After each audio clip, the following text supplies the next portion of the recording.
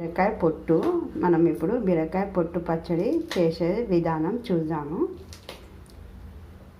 దానికోసం ఇట్లా కొంచెం చింతపండు కూడా నానబెట్టి పెట్టుకోవాలి. ఇది కొంచెం కొత్తిమీర పుదీనా తీసుకోవాలి. ఇట్లా పచ్చిమిరపకాయలు వేసుకోవాలి.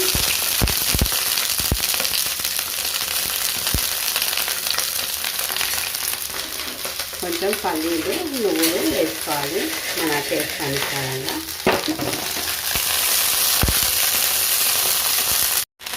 కొంచెం మిరపకాయలు వేగిన తర్వాత ఇట్లా కొత్తిమీర పుదీనా వేసుకోవాలి.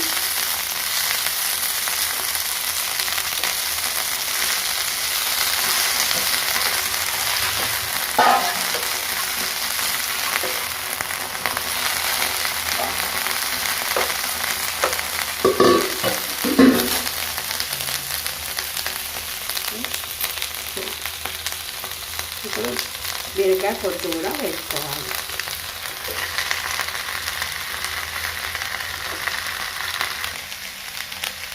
కొంచెం ఉప్పు వేసుకుంటున్నాము మన చేసిస్తారు కదా.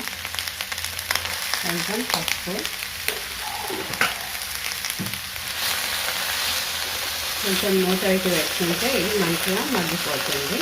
సిమ్లో పెట్టుకోవాలి.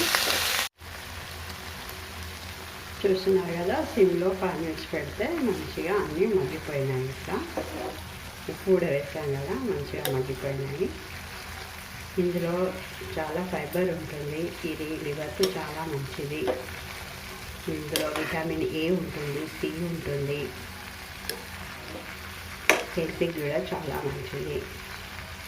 బీరకాయ పొట్టు పచ్చడి మీరు కూడా ఒకసారి ట్రై చేయండి. మా ఛానల్ని సబ్స్క్రైబ్ చేయండి, షేర్ చేయండి, లైక్ చేయండి, మంచి కామెంట్స్ పెట్టండి.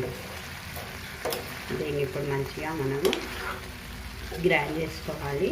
చింతపండు వేసుకొని గ్రైండ్ చేసుకొని పోపు వేసుకోవాలి. పోపు వేసుకొని నెయ్యి వేసుకొని తిన్నా చాలా బాగుంటుంది. వేడి అన్నంలో పప్పంచుకైనా బాగుంటుంది, చపాతీలోకైనా ఇది చాలా బాగుంటుంది. చూస్తున్నారు కదా, మంచిగా ఉడికిపోయినాయి అన్నీ. ఇప్పుడు మనము చింతపండు వేసుకోవడమే.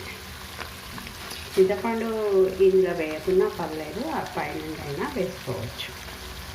నేను ఇందులో ఏం వేయట్లేదు, పైన వేసుకుంటున్నాను. ఇంకా అల్లం వెల్లిపాయ కూడా వేసుకోవాలి. కొంచెం ఇట్లా జర పచ్చివాసనకి కొంచెం అల్లం వెల్లిపాయను ఒక 10 సెకండ్ పెట్టుకోవాలి. ఇలా సిమ్లో చేసుకుంటే చాలా బాగుంటాయి.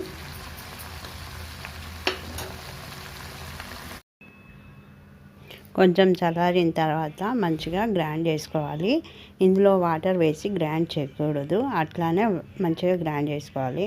గ్రైండ్ చేసుకొని ఇట్లా పోపు చేసి పోపు వేసుకోవాలి. ఇది చాలా బాగుంటుంది అన్నంలో, చపాతీలో అయినా. మీరు కూడా ఒకసారి ట్రై చేసి చూడండి.